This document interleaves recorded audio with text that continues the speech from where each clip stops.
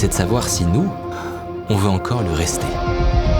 Après une journée de cours, vous avez zéro motivation pour faire vos exos, mais si je vous apprends que vous avez un devoir surveillé sans assistance dans 3 jours, ce futur potentiellement désagréable où vous avez un 0 pointé vous donne instantanément la motivation nécessaire. Pendant 3 mois, je lui ai interdit d'utiliser le moindre LLM.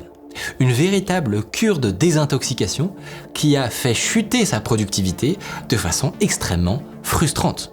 Au départ, tu souffles un peu du nez parce que perdre entre guillemets 2-3 semaines, c'est pas très satisfaisant. Surtout que les résultats, pour moi c'est super important, je suis orienté résultat. Si on reprend nos 3 piliers de l'apprentissage, Antoine a été obligé de lire de la documentation avant de commencer à coder, autrement dit de se bouffer toute la théorie que l'IA lui avait jusque-là permis d'éviter.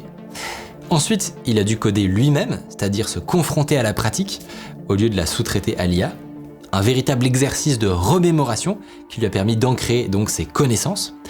Et cerise sur le gâteau, chaque fois qu'il était bloqué, il a dû retourner dans la doc et chercher les bugs ligne par ligne, ce qui est un vrai exercice de métacognition où chaque hypothèse faisait se trémousser ses neurones dopaminergiques. Quand tu commences à embarquer de l'IA un peu dans ton code, à lui faire écrire une partie du projet, quand tu reviens chez toi le soir, t'as plus ce truc de j'ai codé telle partie du site, j'ai codé telle fonctionnalité, j'ai créé ça.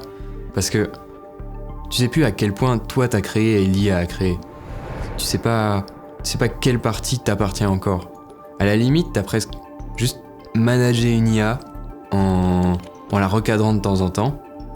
Et finalement, qu'est-ce qui t'appartient encore dans le projet ? T'es devenu dépendant de l'outil.